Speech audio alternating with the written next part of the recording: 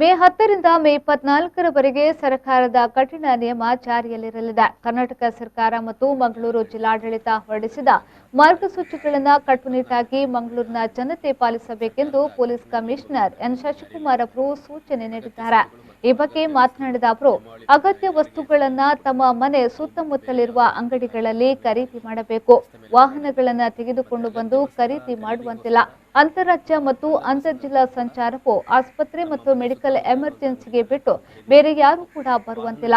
ನಿಯಮಗಳು ಅತ್ಯಂತ ಕಠಿಣವಾಗಿರುತ್ತದೆ ಎಂದು ಹೇಳಿದರು. ಅಂತರ್ಜಿಲ್ಲಾ ಮೂವ್ಮೆಂಟ್ ನಾಳೆ ಬೆಳಗ್ಗೆ 6 ಗಂಟೆಯಿಂದ ಅಂದರೆ ದಿನಾಂಕ 10ನೇ ತಾರೀಕು ಬೆಳಗ್ಗೆ 6 ಗಂಟೆಯಿಂದ 24ನೇ ತಾರೀಕು ಬೆಳಗ್ಗೆ 6 ಗಂಟೆವರೆಗೂ ಸರ್ಕಾರದ ಕಠಿಣ ನಿಯಮಗಳಿಂದವೇ ಇವು ಜಾರಿಯಲ್ಲಿದ್ದಾವೆ.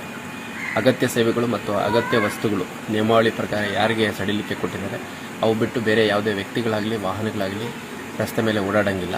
ಮತ್ತು ಅಗತ್ಯ ವಸ್ತುಗಳ ಖರೀದಿಗೋಸ್ಕರ ಬಂದಂಥ ಸಂದರ್ಭದಲ್ಲಿ ಕೂಡ ತಮ್ಮ ಮನೆ ಸುತ್ತಮುತ್ತ ಇರುವಂಥ ಅಂಗಡಿಗಳಲ್ಲೇ ತಾವು ಖರೀದಿ ಮಾಡ್ಕೋಬೇಕು.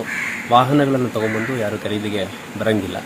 ಅಂತಾರಾಜ್ಯ ಮತ್ತು ಅಂತರ್ಜಿಲ್ಲಾ ಮೂವ್ಮೆಂಟು ಹಾಸ್ಪಿಟಲ್, ಮೆಡಿಕಲ್ ಎಮರ್ಜೆನ್ಸಿ ಅಥವಾ ಅತ್ಯಗತ್ಯ ಸೇವೆಗಳ ಒಂದು ಕೊಡುವಂಥವ್ರು ಯಾರಿದ್ದಾರೆ ಅವ್ರನ್ನ ಹೊರತುಪಡಿಸಿ ಬೇರೆ ಯಾರೂ ಬರೋಂಗಿಲ್ಲ. ನಿಯಮಾವಳಿಗಳು ತುಂಬ ಸ್ಟ್ರಿಕ್ಟಾಗಿರುತ್ತೆ. ನಮ್ಮ ಪೊಲೀಸ್ ಇಲಾಖೆ ಸೇರಿದಂತೆ ಜಿಲ್ಲಾಡಳಿತದ ಎಲ್ಲ ಇಲಾಖೆಗಳು ಸಹಯೋಗದೊಂದಿಗೆ ಭಾಳ ಉತ್ತಮ ರೀತಿಯಲ್ಲಿ ಬಂದೋಬಸ್ತ್ ಮಾಡಲಿದ್ದೇವೆ.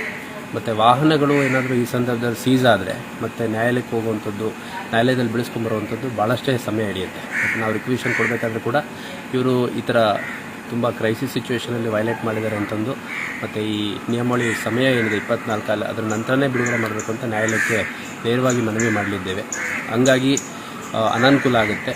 ನಿಯಮಾವಳಿ ಪಾಲನೆ ಮಾಡಿ, ಮಾಸ್ಕ್ ಧರಿಸಿ, ಸೋಷಿಯಲ್ ಡಿಸ್ಟೆನ್ಸಿಂಗ್ ಮೇಂಟೈನ್ ಮಾಡಿ, ಹ್ಯಾಂಡ್ ಸ್ಯಾನಿಟೈಸ್ ಮಾಡ್ಕೊಳ್ಳಿ. ಮತ್ತು ಮನೆಯಲ್ಲೇ ಇದ್ದು ಒಳ್ಳೆ ರೀತಿ ಆಹಾರ ಸೇವನೆ ಮತ್ತು ಇಮ್ಯುನಿಟಿ ಜಾಸ್ತಿ ಮಾಡ್ಕೊಳ್ಳಿಕ್ಕೆ ಏನು ಎಕ್ಸಸೈಸಸ್ ಅದನ್ನು ಮಾಡಿ. ಅದು ಬಿಟ್ಟು ರಸ್ತೆಗಳಿಗೆ ಬಂದು ಅನಗತ್ಯವಾಗಿ ಓಡಾಡ್ತಾ ಇದ್ದರೆ ನಿಮ್ಮ ಮೇಲೆ ಸೂಕ್ತ ಕಾನೂನು ಕ್ರಮ ಕೂಡ ಕೈಗೊಳ್ಳಲಾಗುತ್ತೆ.